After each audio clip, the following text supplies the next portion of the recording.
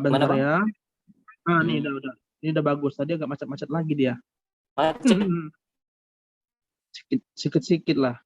Coba lagi Dek, kamu ngomong. Oke. Tes halo. Lagi? Tes lagi.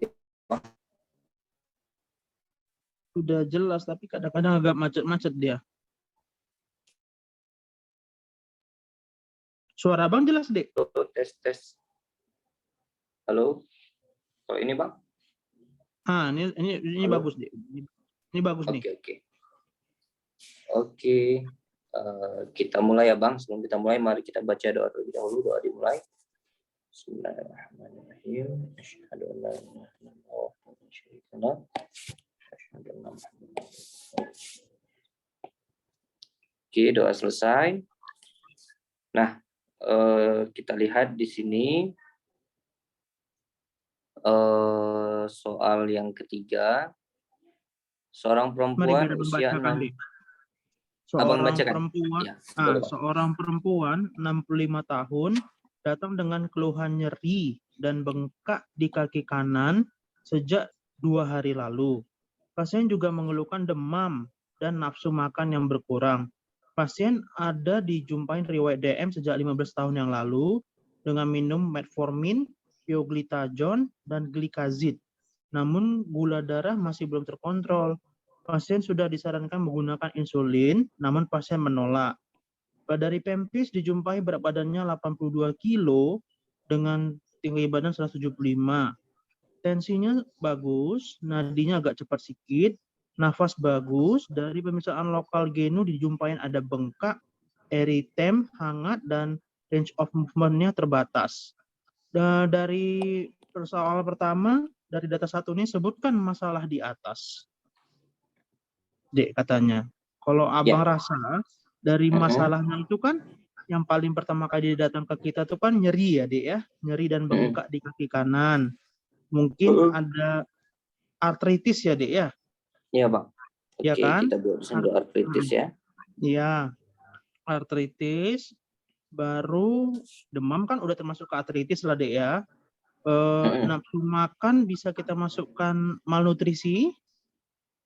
Belum? Boleh. Iya, Bang. Boleh, bisa, Bang. Oke. Ada riwayat DM tipe 2, udah bisa kita masukin. Baru itu aja lah kalau Abang rasa. Berarti, Dek, ini katanya harus lengkap lah, Dek. Artritis genudextra ya, berarti kan? Betul, Bang? Iya, artritis genudextra. Oke. Baru 65 nih belum kita bisa buatkan geriatri? Belum? 65 range-nya ntar ya Bang, kita cek. Soalnya setahu Abang di atas 65, tapi kayaknya soalnya nggak ada ngarep sana ya. Belum ya? Usia geriatri ya Bang. Setahu Abang di atas 65. 65 apa 60 ya? Ya, di atas 55. Geriatri Bang. Range-nya kalau elderly, geriatri ini masuk kemana dia Bang? Ke elderly atau lanjut usia tua? Dia menurut WHO atau menurut Kemenkes? Itulah dia. Beda rupanya, Dek. Kalau seandainya Kemenkes kayak mana? Kita ikut konsensus kita ikut dari PAPDI aja lah ya kayaknya ya. PAPDI aja Bang. Nanti kita tengok lagi di PAPDI ya Bang. Boleh Dek. Boleh. Oke Dek, jadi itu kan masalahnya kan Dek. Oke, baru abang potong sedikit lagi. Baru soal keduanya, dari data tersebut anamnesis tambahan apa? Ya biasalah ya Dek. Jadi kayak yang masalah kita jumpain itu kita olcatkan, ya kan? Artritisnya, demamnya kayak mana? Demam yang kayak udah Fikri ajari, demamnya tipe apa? Naik turun apa tidak? Turun dengan obat turun panas apa tidak? Ya kan? Baru DM tipe 2-nya tanyakan udah berapa lama, berapa gula tertinggi, apalagi ya, Sama untuk menegakkan, kan kita udah ada gambaran kepala kita nih artritis septik, berarti kita tambahkanlah keluhan tambahannya, ada bengkak apa tidak, ada ya katanya. Oh ada pula ya. Artritis septik kayak mana penegakannya ya, anamnesisnya ya. Nanti dari kadar ininya Bang, leukosit cairan sendi Oh kan Bang. iya dari penunjang ya Dek ya. Oke, lanjut Dek. Abang kayaknya sampai situ aja sih. Ada tambahan Oke. kira-kira? Udah mantap Bang. Oke, nah kita lanjut ya Bang. Terus dia tanya dari data tersebut anamnesis dan pemeriksaan penunjang apakah yang ingin dilakukan. Nah, jadi kan kita simpulkan kalau artritis aja tanpa demam kemungkinan dia OA, RA. Nah, belum ada demam kalau OA, RA. Kalau artritis tambah demam baru kita pikirkan septic artritis.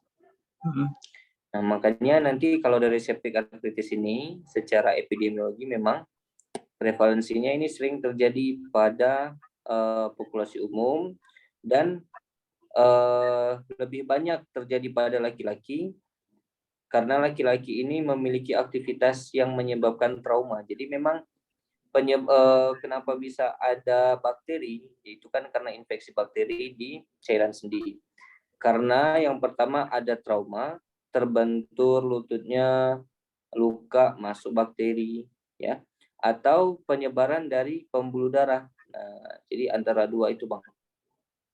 Nah, paling banyak nanti kalau nggak pada lansia, pada anak-anak, makanya pasiennya itu lansia di sini kan Bang.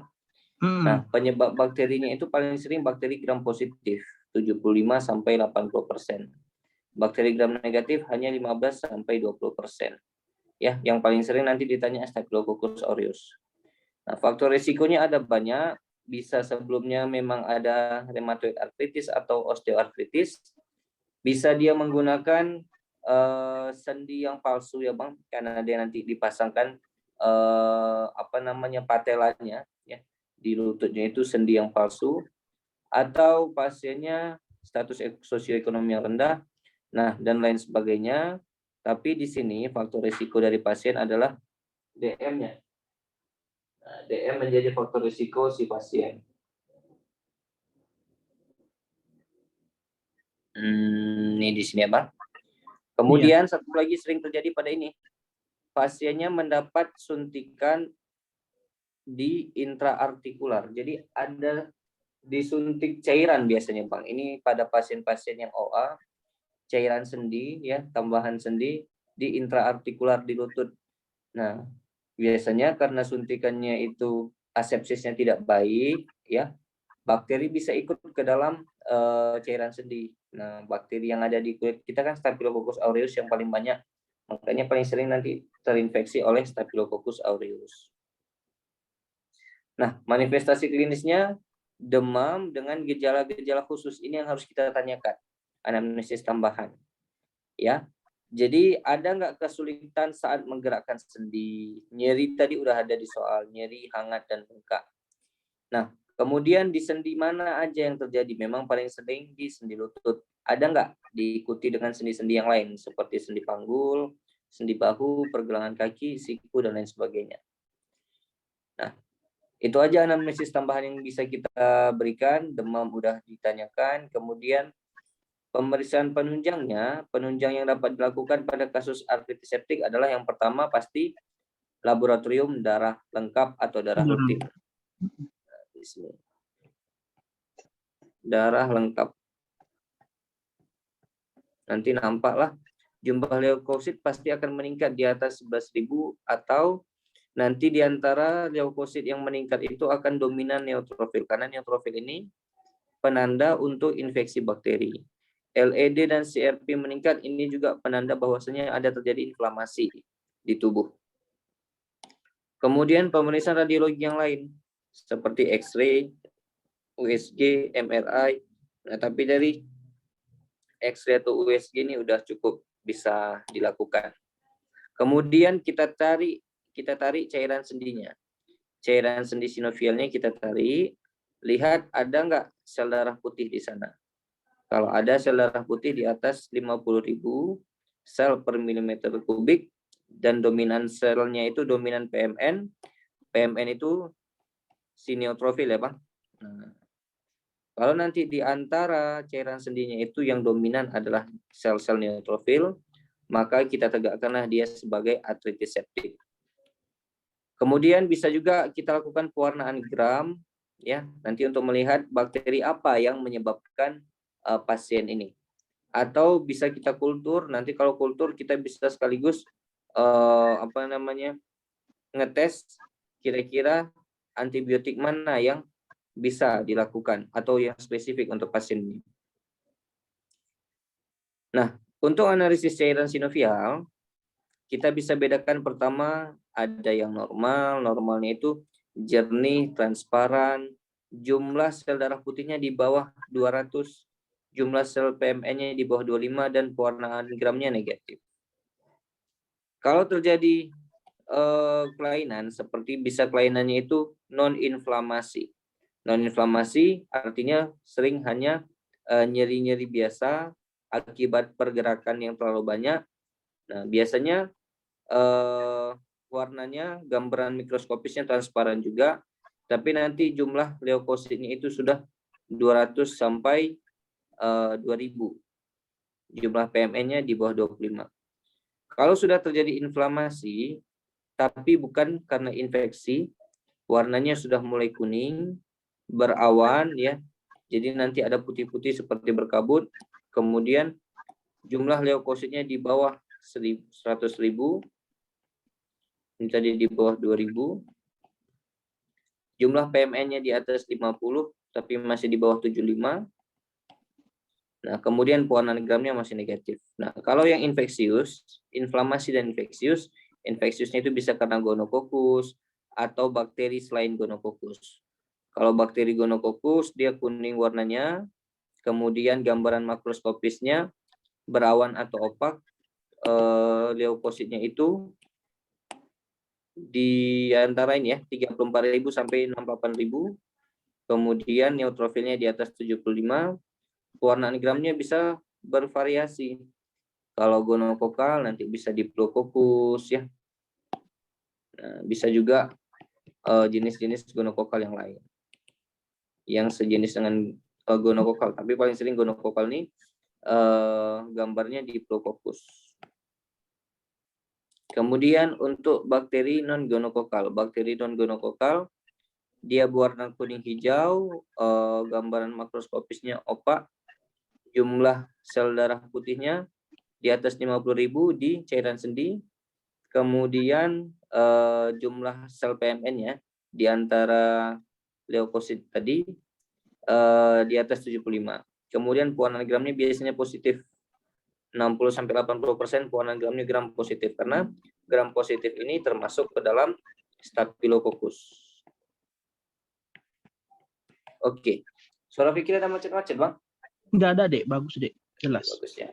Nah, untuk diagnosis artritis septik kita buat berdasarkan gejala dan tanda serta analisis cairan sendi. Ini sangat menegakkan diagnosis. Waktu dilakukan fungsi cairan sendi, jadi cairan sendinya kita tarik akan tampak keruh dan berisi pus karena ada bakteri di sana. Dan cairan sinovialnya didapatkan nanti leukositnya di atas 50.000 dengan dominasi sel PMN. Untuk pemeriksaan darah lengkapnya leukositnya di atas 1000. Kemudian diagnosis pasti ditegakkan dan dengan ditemukannya ada kuman pada kultur cairan sendi. Jadi memang paling pasti kalau ditanya gold standar itu kultur cairan sendi. Tapi kalau nggak ada, ya setidaknya harus ditegakkan pakai analisis cairan sendi. Oke, nah kemudian kita lihat lagi di sini pemeriksaan penunjang tadi kita usulkan darah lengkap, Dek. Darah lengkap ya, Bang. Ya. Darah lengkap. AB-nya turun, leukositnya meningkat, kemudian kreatinin trombositnya masih normal ya, Bang. Ini semua urea, kreatinin masih dalam batas normal. Oke. Di sini nanti meningkat GD-nya, glukosa darah puasanya 208, GD2-PP-nya 246, HbA1c-nya 8,8. Dan di sini ada keluhan anyang-anyangan dan nyeri saat BAK. Berarti kita tambah kemungkinan masalah di atas adalah ada ISK bawah. Oke, karena ada keluhan ISK bawah, maka kita usulkan pemeriksaan penunjang apa? Pemeriksaan penunjang kultur urin. Urinalisa ya, Bang. Oke, kita lihat ISK. Jadi secara patofisiologi, kenapa bisa terjadi ISK pada pasien ini? Nah, ini juga karena DM. Jadi memang awalnya ini semua karena DM-nya. DM yang tidak terkontrol. Ya, biasanya pada laki-laki maupun pada perempuan, urin akan steril, tidak akan ada bakteri di sana. Karena, kencing itu selalu dikeluarkan dan selalu berganti. Nah, jadi kuman atau mikroorganisme tidak akan bisa berkembang biak. Tapi nanti pada uretra distal merupakan tempat kolonisasi mikroorganisme yang non patogenik, ya, bisa gram positif dan gram negatif. Artinya ada memang flora normal di uretra distal. Jadi uretra itu kan kalau kita bagi, ya, kita gambar seperti ini uretra. Ada yang distal, ada yang medial, ada yang proksimal nih kan, Bang. Nanti uretra bagian sini, ini ada flora normal, ada bakteri. Makanya nanti ketika kita melakukan pemeriksaan urinalisa, dianjurkan yang uretra urin yang tengah, pancaran tengah, midstream. Supaya apa? Supaya yang ini keluar dulu semua bakterinya, baru ditahan pipisnya, baru diambil yang bagian tengah. Nah, jadi diharapkan bagian tengah itu sudah tidak ada lagi mikroorganisme yang flora normal tadi, karena nanti kita akan anggap itu sebagai yang patogen pula, padahal itu masih yang normal. Nah, jadi hampir semua ISK penyebabnya adalah karena organisme tadi bisa naik dari uretra ke dalam kandung kemih. Ya, jadi kita sebut sebagai ascending, naik ya. Pada beberapa pasien tertentu nanti ada mikroorganismenya bisa mencapai ginjal sampai atas. Jadi kalau dia hanya terbatas sampai kandung kemih, ini namanya ISK bawah. Tapi kalau dia sampai ke ginjal, ini namanya ISK atas. Oke. Selain dari uretra, organisme ini juga bisa menyebar melalui pembuluh darah. Jadi penyebaran dari pembuluh darah, contoh, ada bakteri tadi kan artritis septik, sepsis pasiennya, kemudian kan bakterinya ke pembuluh darah, habis sepsis, kemudian nanti mikroorganismenya pergi ke ginjal, nah menyebar melalui hematogen. Tapi ini jarang memang ditemukan di klinik, oke. Ini biasanya karena adanya proses lanjutan dari bakterimia. Jadi adanya sepsis di awal, kemudian menyebar ke ginjal. Oke, nah selain ke ginjal bisa juga nanti ke endokarditis ya, Bang. Penyebabnya sama, si Staphylococcus aureus. Oke. Nah, itu aja. Kemudian klasifikasi dari ISK ini ada ISK yang komplikasi dan ISK yang non komplikasi. Jadi ini namanya komplikasi ISK, kita bagi menjadi dua, ISK yang sederhana atau yang uncomplicated, yang non komplikata, atau ISK yang complicated atau yang berkomplikasi. ISK yang sederhana atau uncomplicated adalah contohnya nanti ISK akut tipe sederhana yaitu sistitis dan tidak ada penyumbatan dan bukan perempuan hamil dan bukan merupakan perempuan hamil merupakan penyakit ringan atau self-limited disease dan tidak menyebabkan akibat lanjut jangka lama. Jadi intinya di sini yang kita sebut sebagai ISK sederhana atau ISK komplikata adalah perempuan yang sehat. Perempuan yang sehat, dia nggak boleh hamil. Kita hafalnya perempuan yang sehat. Karena kalau yang komplikasi nanti ISK pada kehamilan, kemudian ISK pada DM, kemudian ya ini lebih sering nanti ISK terjadi pada DM. Nah, jadi nanti pada pasien ini akan terjadi basil urea asimptomatik juga. Ya, basil urea asimptomatik ini ada bakteri berbentuk batang atau basil di urinnya. Nah, kemudian nanti ini akan merupakan risiko terjadinya penurunan laju filtrasi glomerulus. Oke, nah tapi ini jarang keluar. Yang penting tadi kita lihat dulu ISK sederhana sama ISK yang berkomplikasi. ISK sederhana itu perempuan yang sehat. Ya, pada beberapa referensi laki-laki yang terkena ISK, laki-laki yang memasang kateter itu juga termasuk ke dalam ISK yang berkomplikasi. Jadi laki-laki salah satu ISK komplikata. Kemudian ISK tambah pemasangan kateter, tambah pasang kateter, ini juga masuk ke dalam ISK komplikata.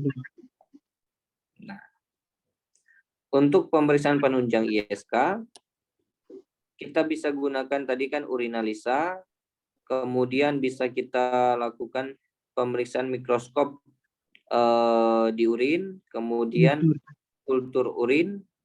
Nah, jadi nanti protokol standar untuk menegakkan diagnosis, ya. Ini merupakan protokol standar. Nanti bisa kita hitung berapa jumlah urin, berapa jumlah biakan per mililiter urin. Nanti kita lihat ada caranya. Nah, kemudian bisa kita lakukan imaging prosedur pada ginjal seperti USG, radiografi seperti foto polos perut, pilografi, atau nanti pakai isotop scanning. Nah, tapi pakai radiografi atau USG ini sudah cukup ya Bang. Nah, untuk memeriksa bakteri di urin, ya, gold standarnya tetap kultur urin. Kemudian nanti dari darah lengkap dijumpai ada leukositosis sama seperti tadi. Nah, untuk sediaan urin yang kita ambil, ini ingat pancaran tengah atau midstream atau clean catch. Nah, jadi caranya nanti buang dulu pipisnya pertama, kemudian ditahan, kemudian pas dibuang lagi ini ditampung di pot urin. Oke, setelah potnya penuh nanti ditahan lagi pipisnya baru dibuang semuanya yang tersisa di kandung kemih. Nah, kemudian nanti dari situ akan terlihat ada, kalau dari urinalisa dijumpai ada leukosituria lebih dari 5 per lapangan pandang, nitrit sel positif, dan glitter sel positif. Kalau kita mencari bakterinya, kita bedakan nanti berdasarkan penemuan bakteri. Ada yang ISK bergejala. ISK bergejala itu kalau dijumpai nanti bakterinya lebih dari 1000 atau 10 pangkat 3. Ada juga ISK tak bergejala. ISK tak bergejala kalau nanti bakterinya itu dijumpai lebih dari 100.000 atau 10 pangkat 5. Nah, maksudnya gini Bang. Kalau ISK pasiennya gini, ada gejala, ini kan ada gejalanya ya. Ada gejala anyang-anyangan, nyeri air kecil, demam. Berarti bakterinya di atas 1000 aja itu udah tegak ISK-nya. Kalau ISK tidak bergejala, harus di atas 100.000, di atas 10 pangkat 5 baru tegak ISK-nya.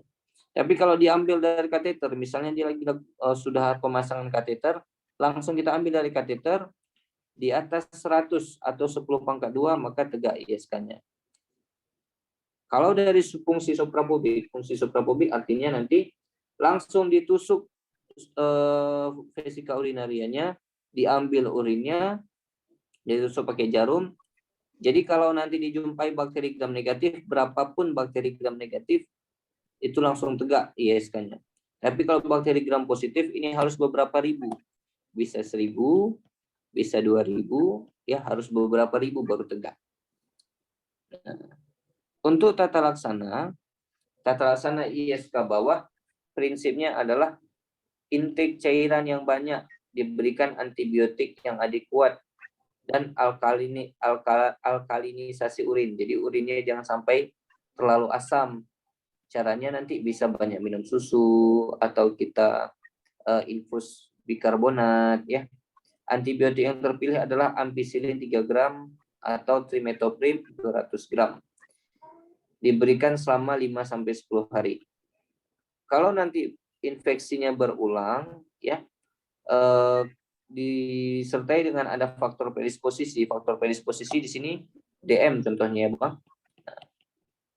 Oke, jadi nanti kita harus berikan antimikroba yang invasif, yang lebih ini lagi dosisnya ya. Biasanya kita pakai nanti nitrofurantoin atau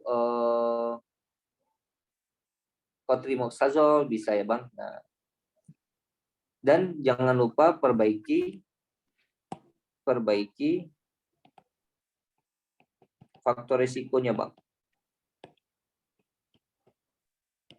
Toin atau ciprofloxacin. Cotrimoxazole bisa juga. Jadi nanti faktor risikonya kan DM. Jadi kadar DM-nya harus kita kontrol. Nah, oke, tapi kalau tanpa faktor predisposisi bisa digunakan hanya trimethoprim sulfamethoxazole saja. Nah, terapi antimikroba ini bisa kita teruskan sampai kurang lebih 6 bulan. Nah, oke. Jadi itu tadi ISK-nya. Kita lihat apa data yang didapatkan dari pemeriksaan urinalisa. Urinalisa nitrit positif, ada bakteri positif, analisa cairan sendi, leukosit 50.000. Jadi masalahnya berarti nanti kita tegakkan memang di sini. Tadi kan masih kita pikirkan ada ISK, berarti di sini tegak. Tadi ada artritis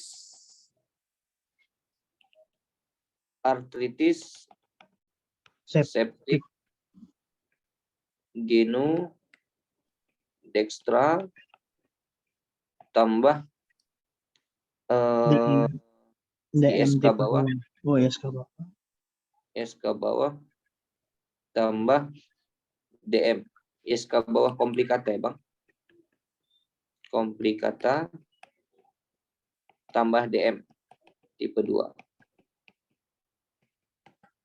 Oke, kemudian cara, prosedur, dan komplikasi dari tindakan di atas. Nah, ini kan pertama prosedur yang kita lakukan adalah debridement ya kan, Bang. Nah, jadi biasanya memang artritis septik ini dia bengkak, bernanah di sana. Nah, paling parah nanti bisa muncul abses. Jadi kita lakukan debridement. Tapi kontrol dulu gula darahnya. Normalkan dulu KGD. Normalkan dulu KGD. Karena nanti kalau nggak dinormalkan, debridement itu kan nanti menimbulkan stres di dalam tubuhnya. DM tidak terkontrol disertai dengan stres bisa memicu terjadinya KAD. Itu komplikasinya. Kemudian tata laksana selanjutnya untuk artritis septiknya, tadi ISK-nya udah. Jadi untuk artritis septik, tata laksana non farmakologinya adalah sendi yang mengalami infeksi harus diistirahatkan dalam posisi fisiologis, ya. Jadi nanti lurus untuk mencegah kontraktur di kemudian hari. Setelah infeksi teratasi dapat dilakukan latihan gerakan sendi, baru boleh digerak-gerakkan. Kalau masih meradang jangan digerak-gerakkan untuk melancarkan aliran darah di sana sehingga meningkatkan suplai nutrisi ke tulang rawan persendian agar mempercepat pemulihannya.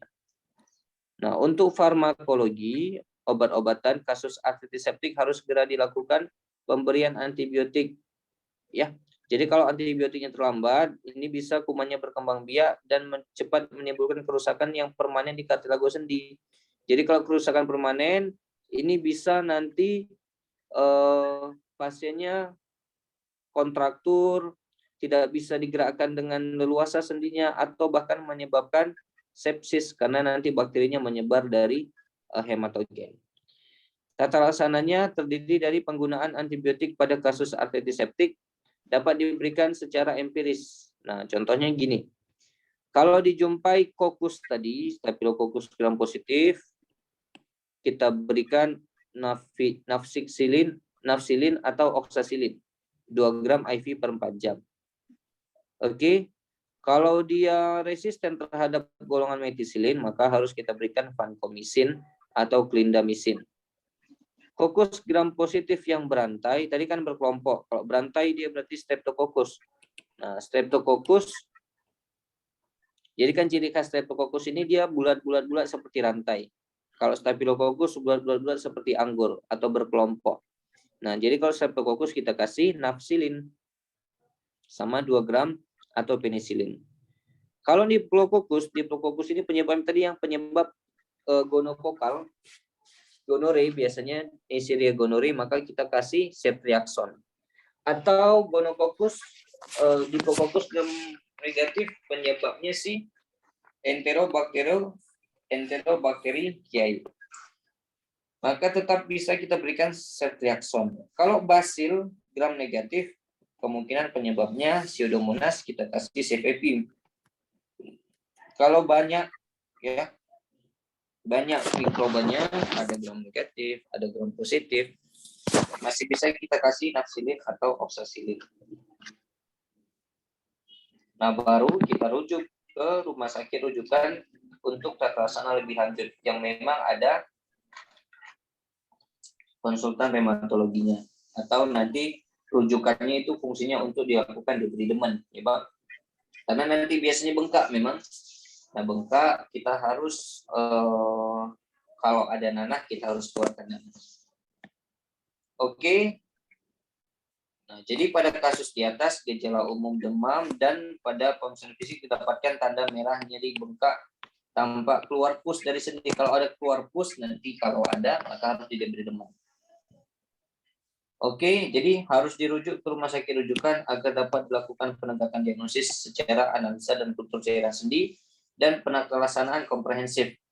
Nah, jadi nanti dikontrol gula darahnya, dibuang pusnya. Oke.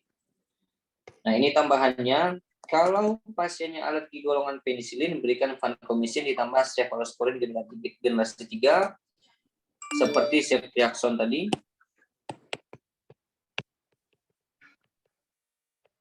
Ceftriaxone atau dikasih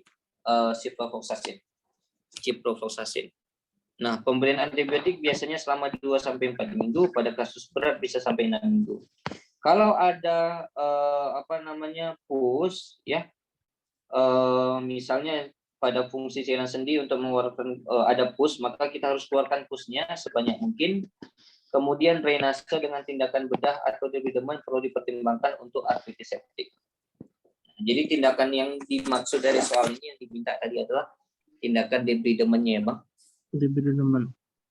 Nah, kemudian untuk DM-nya, setiap DM yang ada infeksi terjadi maka kita harus berikan insulin. Ya, jadi ini kita lihat indikasi pemberian anti hiperglikemik suntik. Sebenarnya nggak harus insulin. GLP-1 juga boleh. Nah, sekarang GLP-1 ini lagi populer kali dipakai ya, karena banyak yang bilang memang GLP-1 efek samping untuk hipoglikemi lebih rendah, untuk penambahan berat badan juga lebih rendah. Nah, jadi lagi dikembangkan kali GLP-1. Nah, tapi indikasinya sama ya. Indikasi insulin sama GLP-1 sama. Kalau HbA1c di atas sama dengan saat pertama kali diperiksa di atas sama dengan 7,5% dan dia sudah menggunakan 1 atau 2 obat antidiabetes OAD, tidak ada perubahan, maka bisa dipertimbangkan insulin. Atau saat pertama sekali diperiksa HbA1c-nya di atas 10%, ini boleh langsung kita gunakan insulin tanpa harus mencoba obat yang oral dulu. Atau pasiennya mengeluhkan menurun berat badan dengan cepat, ada hiperglikemi yang berat disertai dengan ketosis, jadi ini KAD, atau ada pasien home, nah ini harus diberikan insulin, dan gagal dengan kombinasi OHO yang optimal. Jadi nanti sudah dikombinasi pakai segala jenis OHO, dosisnya sudah ditingkatkan, sudah optimal, maka nggak berkurang juga harus kita berikan insulin. Dan ini yang pada pasien kita, pasiennya stres berat. Jadi DM tambah infeksi sistemik, atau dia mau melakukan operasi besar, atau ada infark miokard akut, ada stroke, maka harus kita berikan insulin. DM dengan kehamilan juga dipertimbangkan lebih bagus pakai insulin, walaupun boleh juga pakai obat-obat yang lain. Jadi nanti untuk DM pada kehamilan, DM gestasional, coba dikendalikan dulu makan dan obat-obat OHO. Kalau nggak bisa, baru kita berikan insulin. Nah, kemudian gangguan fungsi ginjal atau hati yang berat, itu juga tempat kita berikan insulin. Oke. Dan pada pasien DM yang mau melakukan operasi, maka harus disuntik insulin. Insulin itu ada banyak jenisnya. Ya, ini jenis berdasarkan lama kerja insulin. Yang pertama ada insulin kerja cepat, rapid acting insulin. Yang kedua ada insulin kerja pendek, short acting insulin. Yang ketiga ada kerja menengah, intermediate acting insulin. Kerja panjang, long acting insulin. Ultra panjang, ya ultra long acting, atau campuran. Campurannya ada campuran tetap seperti nanti kerja pendek dengan menengah dan kerja cepat dengan menengah. Ya, ini kita sebut sebagai premix insulin. Ada juga insulin campuran tetap yang campurannya itu antara ultra panjang dengan kerja cepat. Oke. Nah, hati-hati efek samping terapi insulin. Yang pertama adalah hipoglikemi. Nah, jadi yang salah satu harus kita edukasi adalah setelah suntik insulin jangan lupa makan. Nah, yang kedua, kalau terjadi hipoglikemi dapat dilihat pada bagian komplikasi akut DM. Langsung nanti kita berikan dextrose 10% atau dextrose 40%. Kemudian efek samping yang lain adalah alergi terhadap insulin. Oke. Nah, jadi tujuan kita memberikan insulin, dasar pemikiran kita memberikan insulin adalah kita ganti insulin yang ada di dalam tubuh. Jadi sekresi insulin fisiologis terdiri dari sekresi basal dan sekresi prandial. Jadi insulin yang ada di dalam tubuh kita terbagi menjadi dua. Ada insulin yang basal, ada insulin yang prandial. Insulin basal ini untuk insulin puasa. Jadi kerjanya lama. Kalau prandial ini insulin untuk setiap kali makan. Jadi 3 kali sehari. Ini 1 kali sehari. Nah, kekurangan insulin berarti nanti bisa kekurangan basal atau prandial atau keduanya. Nah, paling sering nanti insulin basal dulu nih yang defisiensi, ya. Biasanya yang masalah di awal itu adalah insulin yang basal dulu pada keadaan puasa. Oke. Jadi nanti pada keadaan puasa maksudnya gimana? Dia puasa 8 jam, diperiksa KGD-nya. Meningkat, berarti yang bermasalah ada insulin basal. Tapi kalau GD2PP, ya dia puasa habis itu makan, setelah 2 jam setelah makan kita periksa glukosa darahnya meningkat, maka yang bermasalah itu adalah insulin prandial, insulin yang meningkat. Nah, terapi insulin digunakan untuk mengganti insulin yang ada di dalam tubuh. Sasaran pertama adalah mengendalikan glukosa darah basal atau glukosa darah sebelum makan atau sebelum atau puasa. Nah, oke, jadi ini dulu yang kita berikan. Ya, berikan dulu insulin basal. Insulin basal itu kerjanya kerja sedang atau panjang atau ultra panjang. Nah, jadi yang kita berikan adalah kerja insulin yang long acting. Oke. Kemudian pemberian insulin itu kan nanti dosisnya kemarin udah pernah kita bahas ya kan? 0,5 kali berat badan ya kan, Bang? Ini dosis harian insulin. Nama dosisnya itu IHT. 0,5 dikali berat badan. Jadi kalau berat badannya itu 60, berarti 0,5 dikali 60. 0,5 ini kan sama dengan 1/2. 1/2 kali 60 sama dengan berapa, Bang? 30. 30. Jadi pemberian insulinnya adalah 30 unit. 30 IU, tapi 30 unit ini kita bagi lagi. Basal atau prandial ya? Ya, ini 30 ini nanti ada yang 60%-nya ke prandial. 40-nya ke ya, basal. 40% ke basal. Ya udah, berarti kalau prandial, kalau basalnya berarti 40% dari 30, 4 kali 3, 12 unit. Jadi pertama kali kita suntikan 12 unit.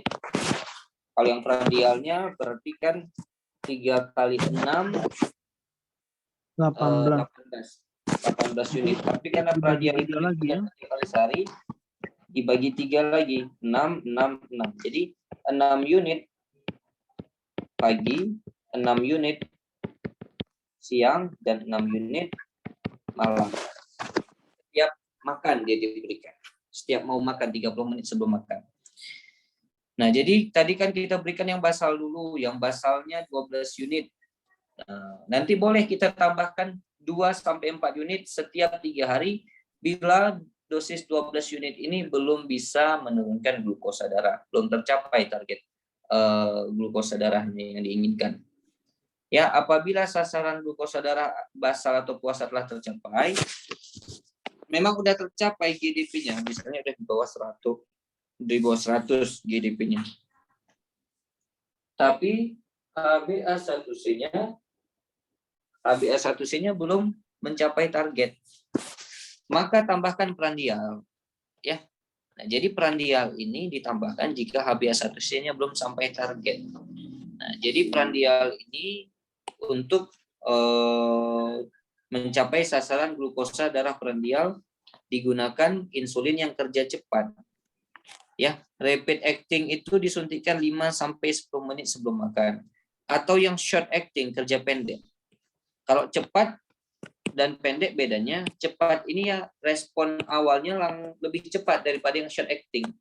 Short acting 30 menit sebelum makan disuntikkan, karena setelah disuntikkan 30 menit setelahnya baru dia bisa bekerja. Tapi kalau rapid acting 5-10 menit setelah disuntikkan baru dia bisa bekerja. Kemudian insulin juga dikombinasikan untuk anti hiperglikemi oral. Gitu ya. Bisa dikombinasikan. Contohnya udah pakai insulin, kita kombinasi lagi dengan golongan-golongan linit atau akarbose atau metformin. Boleh aja kalau dirasa butuh. Nah, ini jenis insulin. Insulin prandial yang kerja cepat kita sering pakai yang reguler. Contohnya nanti merek dagangnya ada Actrapid atau Humulin R. Yang rapid acting, ya tadi kan short acting. Ini rapid acting ada Glulisin, Aspart, sama Lispro. Merek dagang Glulisin, Apidra, Novorapid, atau Humalog. Ini tadi yang short. Ini rapid. Kalau yang menengah ada NPH, ya, contohnya ada Humulin N atau Insulatar. Kalau yang kerja panjang, nah ini Lantus ya bang, si Glargin, contohnya ada Lantus atau Ultralin T, atau Detemir, contohnya Levemir. Yang campuran ya, yang campuran antara kerja cepat dan menengah, ini ada Mixtard Humulin 70-30 ya persentasenya, 70%-nya si NPH, 30%-nya regular. Atau nanti Novomix. Nah, Novomix ini juga campuran antara cepat dan menengah. Ini contoh-contoh insulin yang beredar ya bang di Indonesia. Oke, jadi itu untuk tata laksana DM-nya jangan lupa disebutkan karena ada 3 masalah di sini, artritis septik, ISK, sama yang kedua. Itu sampai di sini bang, ada yang mau ditanya? Kalau kira-kira komplikasi dari kasus ini pasti sepsis lah ya? Sepsis, ya bang, sepsis. Jadi kalau nggak ditata laksana sepsis, satu lagi bisa KAD, komplikasi dari Oh iya Kak Ade. septiknya dia. Boleh Komplikasi ditambahkan di bawah deh, di halaman baru aja belum. Situ pun boleh. komplikasinya yang pertama bisa sepsis, ya, sepsis. yang kedua KAD. KAD atau Hong lah ya, KAD lah ya, KAD ya. KAD, kalau infeksi lebih KAD bang. Ya. Kalau Hong nanti dia memang glukosa darahnya tinggi, kalau di atas 600 baru kita Hong. KAD. Prognosis? Prognosisnya kalau untuk vitamin ini kayaknya vitamin. Prognosisnya cuma DM yang nggak bisa sembuh, yang lainnya bisa.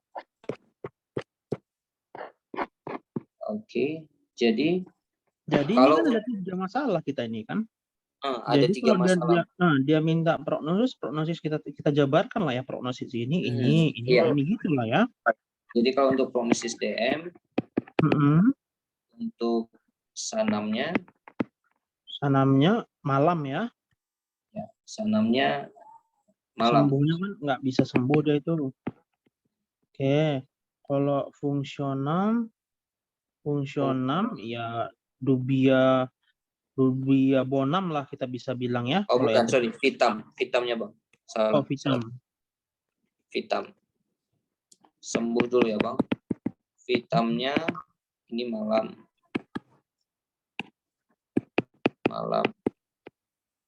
Kemudian untuk fungsional dubia et bonam.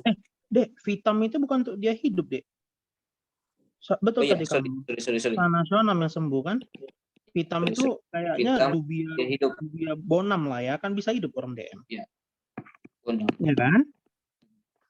Bonam. Sanamnya bolehlah kita buat itu malam. Kalau fungsionalnya bonam juga kita buat. Dubia et bonam ya bang. Dubia lah ya, ragu-ragu sedikit ya. Tapi kalau seandainya artritis septik sama ISK-nya boleh kita isikan bonam semua ya, Dek? Ya, bonam semua. Kontrol bonam semua. Kalau seandainya bagus tata laksana, semuanya nggak ada masalah ya kan, nggak sepsis, ya bonam semua ya? Iya bang. Oke. Nah kemarin kan bang, yang tentang jantung itu, jadi memang kalau udah ada gangguan atrial fibrilasi, kita bisa sebutkan gangguan jantung hipertiroid, jantung tiroid. Namanya kemarin gangguan jantung pada hipertiroid. Penyakit jantung tiroid ya? Iya, penyakit jantung tiroid. Nah, jadi komplikasinya nanti end stage-nya bisa gagal jantung. Jadi nanti salah satu penegakan diagnostiknya kita bisa lihat scoring Framingham. Tapi itu nanti end stage-nya. Untuk di awal, nanti awalnya ya pasti dia aritmia dulu, ya, aritmia atrial fibrilasi ya. Iya betul kayak gitu. Oke. Fikri lagi sibuk nih, Dek? Sibuk? Enggak, Bang. Paling nanti jam-jam setengah 1, jam 12.15. Sebelum setengah 1 lah, Bang. Mau gerak lagi. Kenapa tuh, Bang? Ada enggak bahan Fikri tentang fototorak, Dek? Abang kan udah lancar baca EKG. Fototorak macam mana? Ada? Fototoraks. Ada, Bang. Nanti Fikri cari ya, Bang. Ada. Pernah Fikri buat. Jadi maksudnya nanti kan ada videonya juga.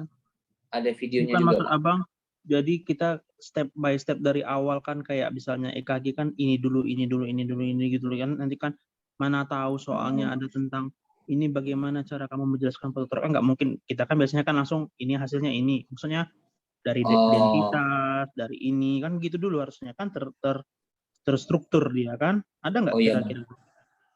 Maunya ini soal udah habis ya. Maunya kita ambil soal yang tentang paru juga biar pas dia. Boleh, kalau ada di soal tentang paru, Ini Bang. soalnya udah habis ya sama kamu ya? Ada 3 Ada lagi lagi ya? sih, Bang. Ada 3 lagi. Itu ada yang tentang paru nggak? Mau kita bahas itu aja. Ada Coba nggak tengok. tentang paru tuh? Nah, maksudnya kalau memang ada, biar cocok tentang kita kaitkan tentang fototorak, Dek.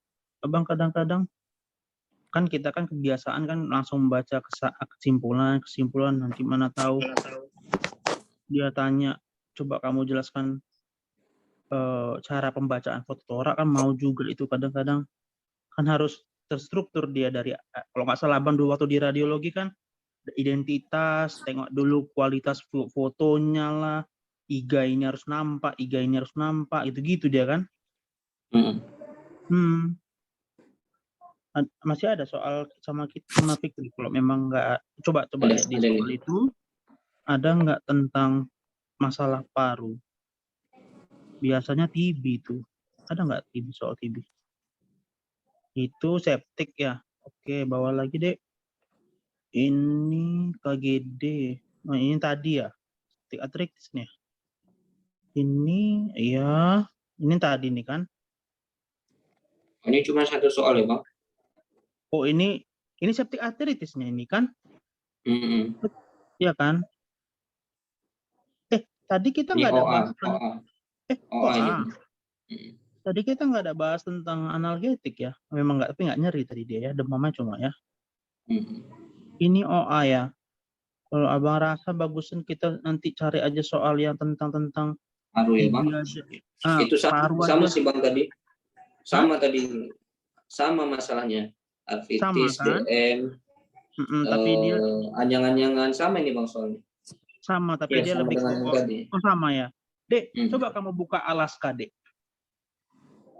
Ada kan yang kasih Alaska itu kan? Ada nggak? Nggak ada ya? Itu. Ada, Bang.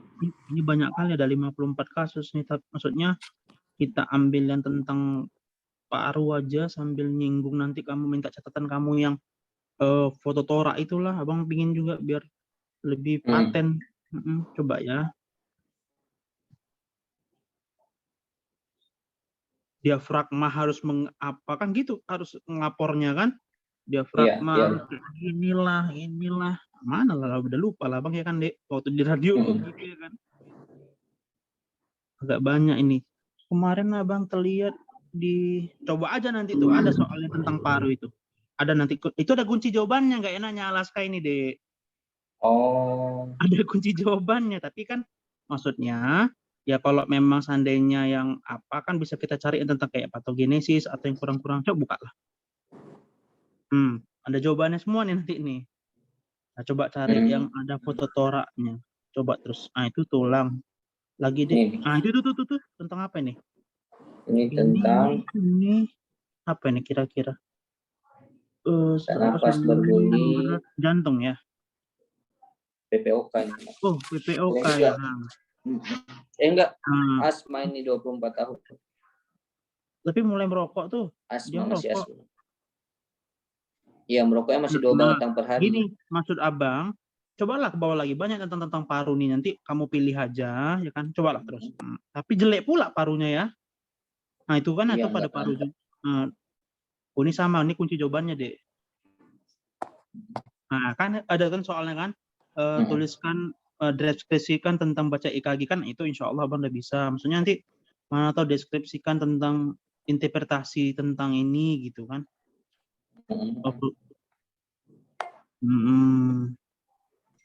USG. Ya, karena fotokopian kurang jelas ya, Bang. Iya.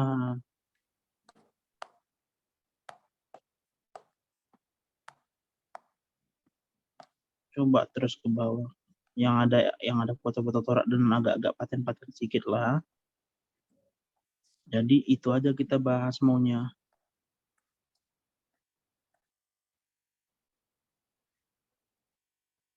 Ada yang gambar-gambar, coba ke bawah. Banyak kok ini, ada 50. Itu apa itu? Tapi jelek kali fototoraknya. Kejang pula nih. Kejang, kondisi kejang. Ini sebelumnya pasien sesak nafas 1 minggu yang lalu berlangsung terus menerus. Apa ini ya? Sama dahak. Disertai batuk dengan dahak warna merah muda. Arara TB nih kayaknya ya. Dan tiba tuh jamu. Oh, pasien bekerja sebagai kuli bangunan dan sering minum jamu pegelinu. Coba lihat data duanya. Oh, tensinya tinggi kali, 210. Tadi kita terus B. SGPT naik. Akdanya sidosis. Fotonya kayak jelek kali fotonya ya kan. Tapi kayak gitu maksudnya ya kan, Dek. Bawah lagi. Waduh, EKG-nya nggak nampak. Oh, ini EKG-nya ini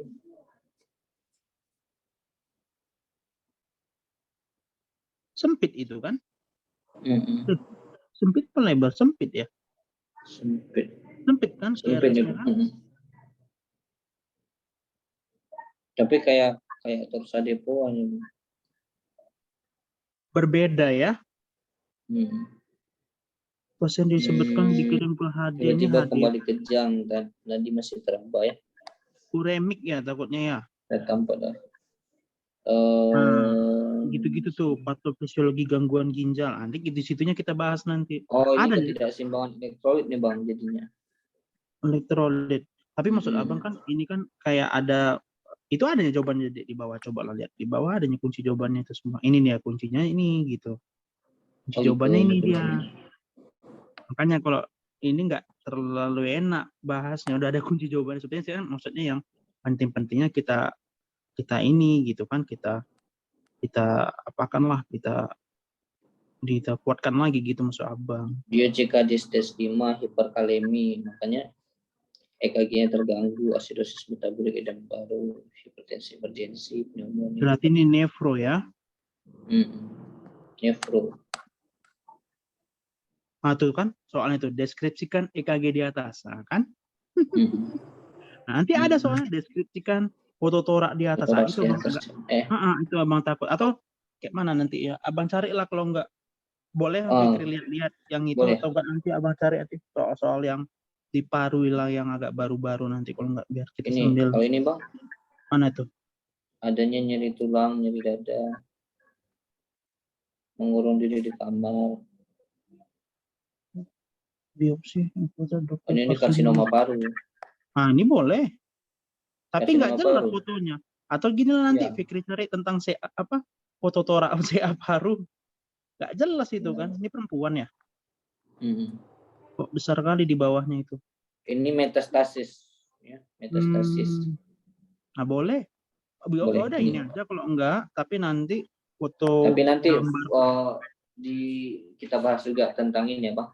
Tentang bagaimana cara baca foto toraks dari awal gitu. Itu maksudnya Bang, itu dia. Kita selipkan di situnya, Dek. Boleh, Bang. Itu maksudnya nanti yang dari materi Fikri kan pasti Fikri ada lah. Untuk UKM PPD kan pasti ada itu. Catatan Fikri ya kan. Nanti kayak mana cara baca dari awal lah kan. Kalau nggak salah Bang tuh kan nanti identitas dulu, ini itu gitu-gitunya lah. Harus kayak mana pernapasannya kan kayak EKG kan kita lihat dari AVR gitu kan layak bacanya. Ya layak baca kan apa enggak. Napasnya kayak mana, inspirasi maksimal apa enggak gitu. Gitunya. Oke Bang. Biar nanti lebih kuat. Ya udah nanti Fikri lihat yang mana bagus soalnya. Fikri cari soal gambaran foto torak yang di soal itu sama kan ada tuh sama pembacaannya gitu. Nah ininya dia semuanya. Ya udah nanti hari apa?